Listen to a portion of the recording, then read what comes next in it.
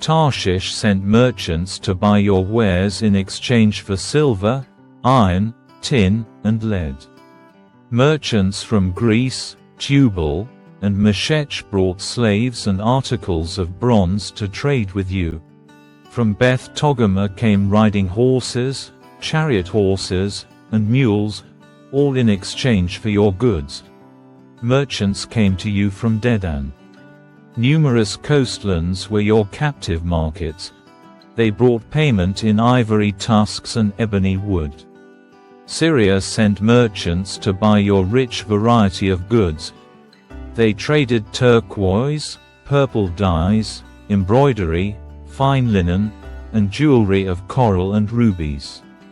Judah and Israel traded for your wares, offering wheat from Minnith, figs, honey, olive oil, and balm.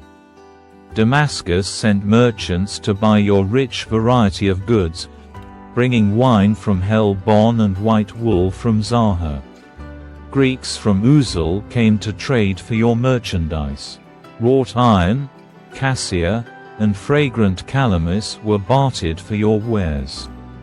Dedan sent merchants to trade their expensive saddle blankets with you. The Arabians and the princes of Kedar sent merchants to trade lambs and rams and male goats in exchange for your goods. The merchants of Sheba and Ramah came with all kinds of spices, jewels, and gold in exchange for your wares. Haran, Cana, Eden, Sheba, Ashur, and Kilmad came with their merchandise, too.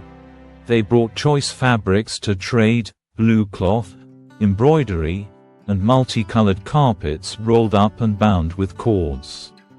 The ships of Tarshish were your ocean caravans. Your island warehouse was filled to the brim. But look, your oarsmen have taken you into stormy seas. A mighty eastern gale has wrecked you in the heart of the sea. Everything is lost, your riches and wares, your sailors and pilots, your shipbuilders, merchants, and warriors. On the day of your ruin, everyone on board sinks into the depths of the sea. Your cities by the sea tremble as your pilots cry out in terror. All the oarsmen abandon their ships. The sailors and pilots stand on the shore. They cry aloud over you and weep bitterly. They throw dust on their heads and roll in ashes. They shave their heads in grief for you and dress themselves in sackcloth. They weep for you with bitter anguish and deep mourning. As they wail and mourn over you, they sing this sad funeral song. Was there ever such a city as Tyre, now silent at the bottom of the sea? The merchandise you traded satisfied the desires of many nations. Kings at the ends of the earth were enriched by your trade. Now you are a wrecked ship, broken at the bottom of the sea. All your merchandise and crew have gone down with you. All who live along the coastlands are appalled at your terrible fate. Their kings are filled with horror and look on with twisted faces. The merchants among the nations shake their heads at the sight of you, for you have come to a horrible end and will exist no more. Then this message came to me from the Lord, Son of man, give the prince of Tyre this message from the sovereign Lord. In your great pride you claim, I am a god. I sit on a divine throne in the heart of the sea. But you are only a man and not a god, though you boast that you are a god. You regard yourself as wiser than Daniel and think no secret is hidden from you. With your wisdom and understanding you have amassed great wealth, gold and silver for your treasuries. Yes, your wisdom has made you very rich, and your riches have made you very proud. Therefore, this is what the sovereign Lord says: because you think you are as wise as a god, I will now bring against you a foreign army, the terror of the nations. They will draw their swords against your marvelous wisdom and defile your splendor. They will bring you down to the pit, and you will die in the heart of the sea, pierced with many wounds. Will you then boast, I am a god? To those who kill you. To them you will be no god but merely a man. You will die like an outcast at the hands of foreigners. I, the sovereign Lord, have spoken. Then this further message came to me from the Lord. Son of man, sing this funeral song for the king of Tyre. Give him this message from the sovereign Lord. You were the model of perfection, full of wisdom and exquisite in beauty.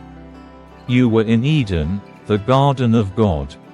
Your clothing was adorned with every precious stone, red carnelian, pale green peridot, white moonstone, blue-green beryl, onyx, green jasper, blue lapis lazuli, turquoise, and emerald, all beautifully crafted for you and set in the finest gold.